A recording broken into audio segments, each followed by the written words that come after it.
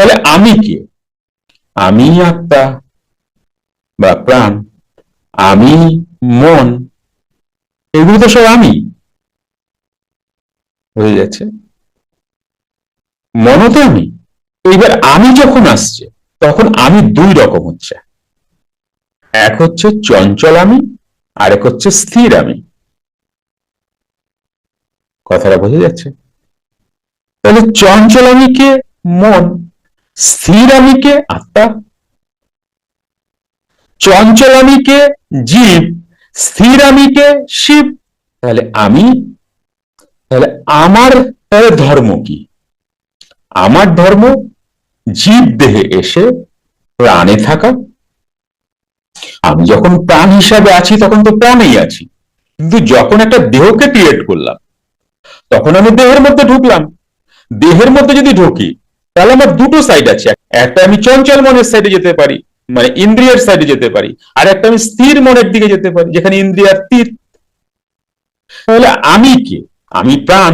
তাহলে প্রাণ কি ইন্দ্রিয় না ইন্দ্রিয়াতীত? তাহলে প্রাণ ইন্দ্রিয়াতীত। একে বুঝতে পারছো?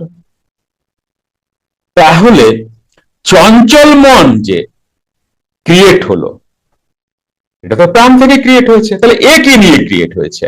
মন তথা 100 ইন্দ্রিয় নিয়ে ক্রিয়েট হয়েছে।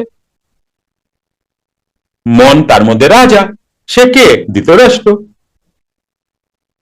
মন ধৃতরাষ্ট্র, সে তো ইন্দ্রিয়ের রাজা, 100 পুত্রের রাজা, কৌরবের 100 পুত্রের রাজা বা কৌরবদের বাবা ধৃতরাষ্ট্র।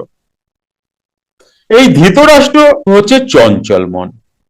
তাহলে এর যে ধর্ম, এই ধর্মে তুমি যদি থাকো তাহলে তুমি বারবার জন্মাবে আর বারবার মরবে, বারবার জন্মাবে বারবার মরবে।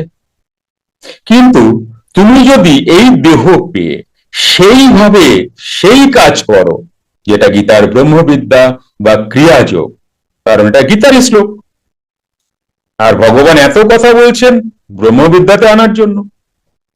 তাহলে তুমি যদি ব্রহ্মবিদ্যায় আসো তাহলে তুমি এই যে এত ধর্মে তুমি আছো, মন তো আত্মা, মোটা ফর্ম, তুমি সূক্ষ্ম ফর্মে যুক্ত ক্রিয়াযোগ, সুষুম্না অন্তর্মুখী প্রাণায়াম, সম্ভাবী মহামুদ্রা, কপালভাতি শিখতে চাইছেন? প্রতি সপ্তাহে মঙ্গল, বুধ ও বৃহস্পতিবার রাত 8টা থেকে 9টা অবধি জুম অনলাইনে নিজের বাড়ি বসেই শিখতে পারবেন। যোগাযোগ জ্ঞানী গুরু কমিউনিটি, ফোন নাম্বার 9903680146।